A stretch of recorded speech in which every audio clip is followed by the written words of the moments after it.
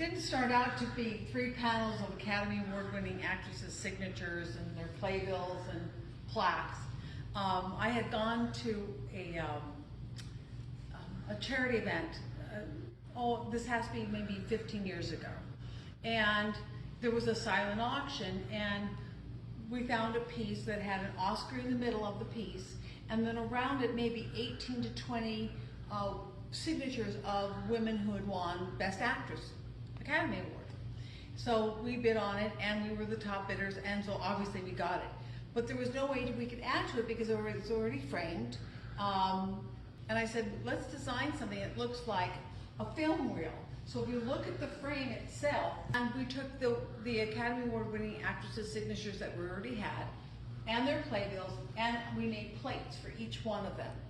And then it only went to 77, so I had to collect the Academy Award-winning actors from 78 forward, and I have them all the way now up through La La Land. And in my office, I have the last 2 that have won, but I haven't put them up. And I said, let's do something very creative with all of these autographs. Let's make a frame that looks like a film strip. And the frame, if you look at it very carefully, is cut like a film strip. And then we were able to insert the autographs that I already had, their playbill, and then I made a plate for each one of the actresses that had won. If they had won more than one, then their plate had their name, like Sally Field. Sally Field has 2 there, yes, from 1979. And then places in the Heart in 1984. Right. Yes, I see. So several of the actresses have more than one Academy Award. Katharine Hepburn has 4, Meryl Streep has 3, Frances McDormand has 2 so far. So there's multiples in here. Elizabeth Taylor has 2. Now you mentioned about Elizabeth Taylor. Let's get to her. You said that I'm going to come up here. You mentioned that she was one of the most difficult autographs. Why is that? Well, because she was trained from the studios to sign large pictures, and her signature is a very broad and very statement-like signature, and it would take up the whole picture. And you can't use one of these plates to put in, take up that much room. It would take up half a panel. So the signatures I had to go after would fit into a box or a little cutout part. Like Sally Field is like the perfect size that would work. You know, it's like, 2 by 2. Sissy Spacek is like 2 by 3. Maybe she's 3 by 4. But they can't be too big. Hilary Swank is almost perfect. We have to be really careful. And they come off of letters that they've written, a picture they've signed, one came off a check. So they come off of various things that they may have signed. And Senator, this does not involve you. By the way, this is an interesting piece. This is Jessica Tandy. That's interesting. I'm looking at. She typed a letter, where do you think that's and that's from? her signature. Wow. So that's off a letter we're seeing. Wow. So we had to find them from letters, from photographs, pieces of paper that they had signed for someone, and then when we were cultivating these and collecting them, we had to make sure they were authenticated at the time we bought them. Otherwise, we couldn't buy them, because this whole piece has been authenticated from 1928 all the way through La La Land with Emma Stone. So we cut out what size playbill. I know I can always get this size. I can always get this size. I can always pull this.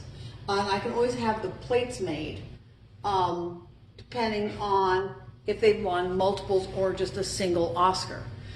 What I can't account for, and that's why they're all very different, is the size of the signature that we have to cut out in this frame. Now there's Faye Dunaway. That's a really unusual signature, isn't it? I'm not sure if you would never know it's Faye Dunaway. I don't think I would. I know it's Faye Dunaway because I have an authentication on every single actress's signature.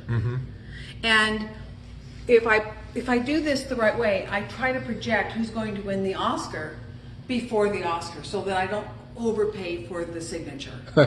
And I still, sometimes I get it, sometimes I don't. The one time I got it really right was Natalie Portman Black Swan. I thought it was a which is there at the top. We can barely see it, but there's Natalie Portman, and you called that one correctly. That and Hilary Swank. I bought 2 of them before she won for $1 Million Baby. I thought she had no competition that year. And then Hilary Swank, of course, right? So that's it's almost like an investment, isn't it? You.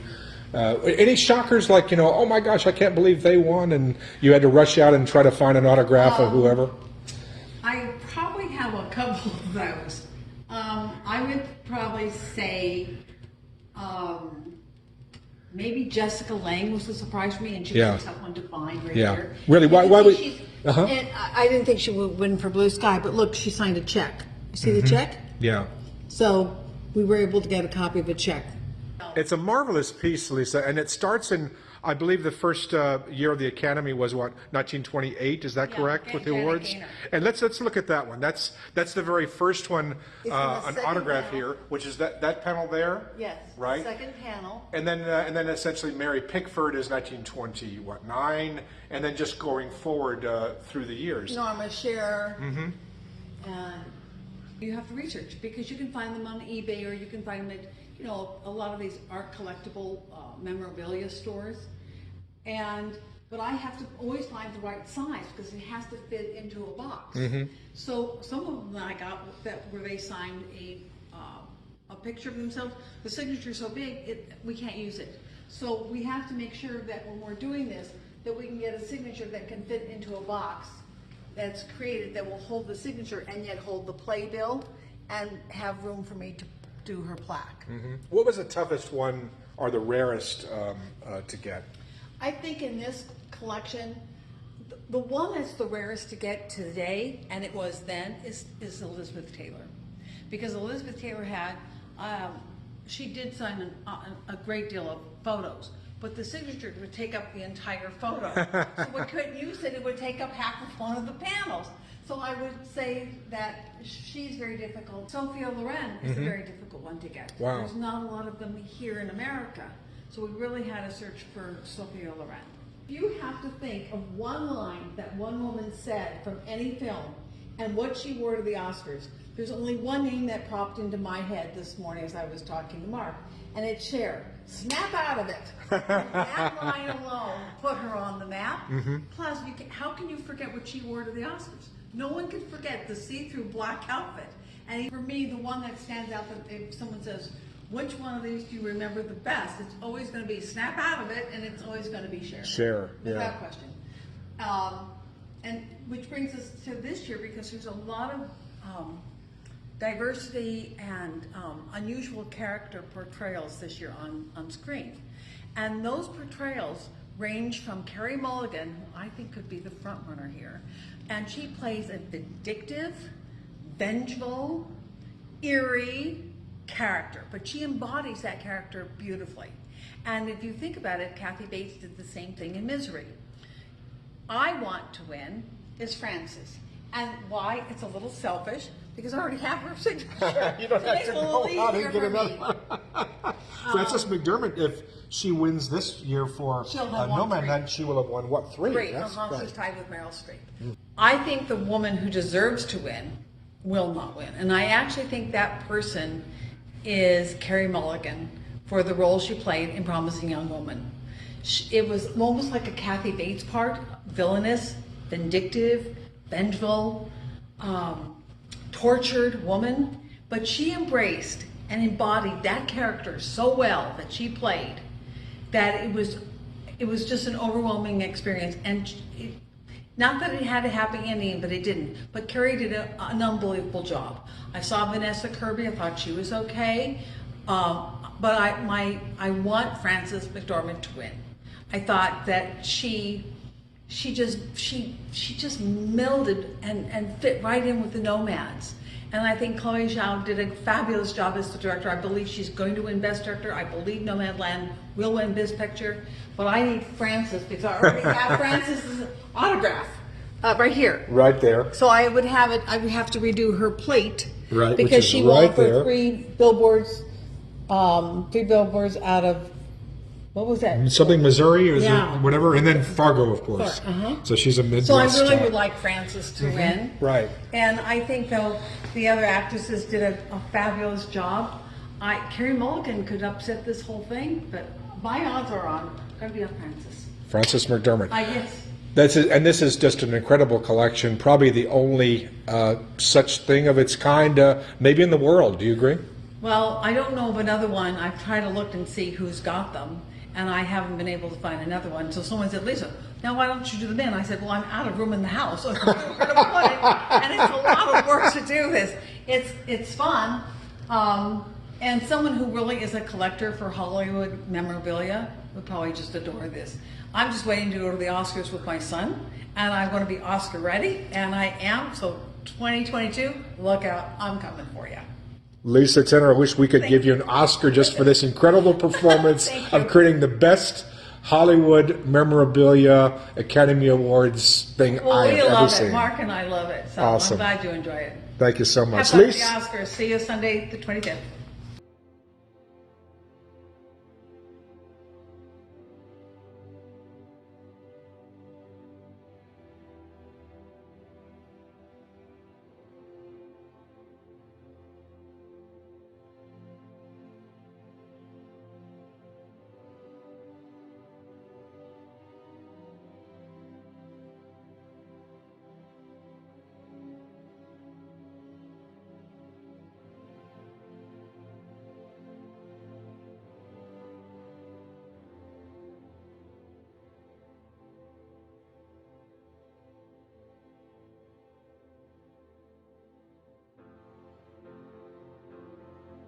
What?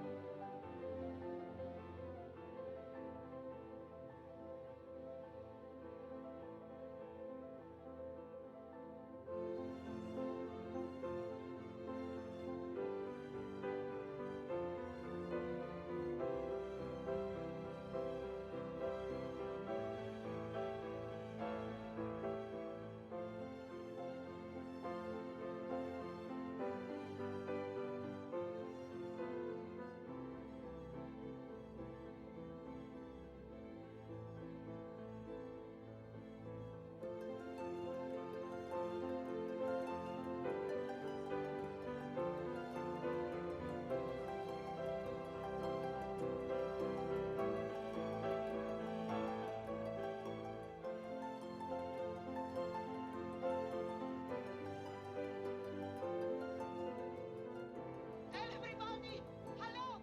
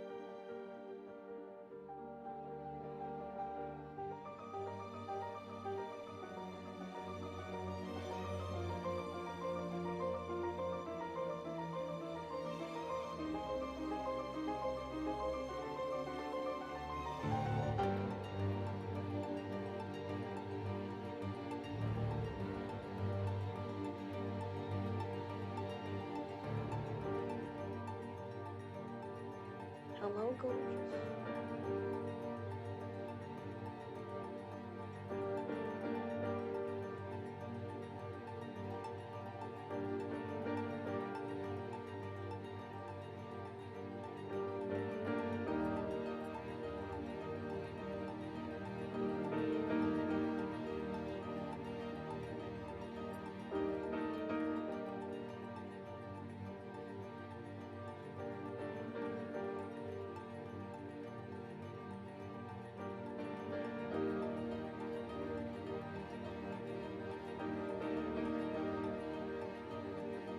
next year we're #1.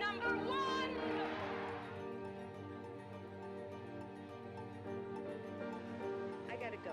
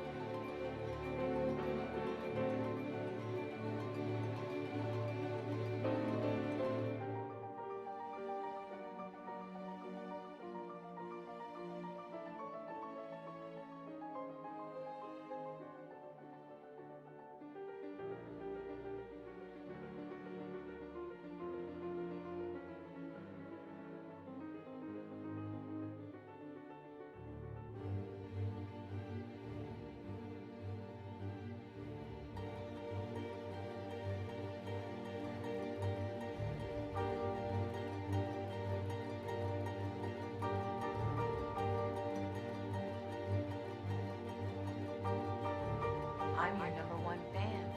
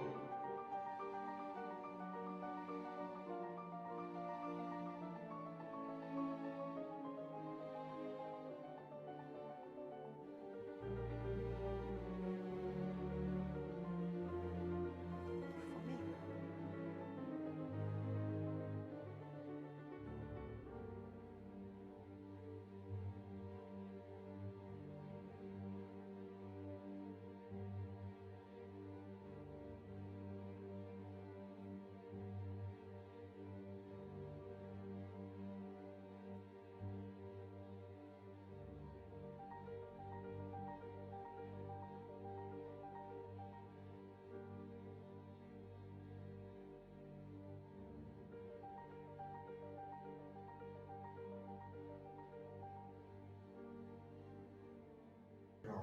Thank you. I'll see you at the Oscars. Go Francis.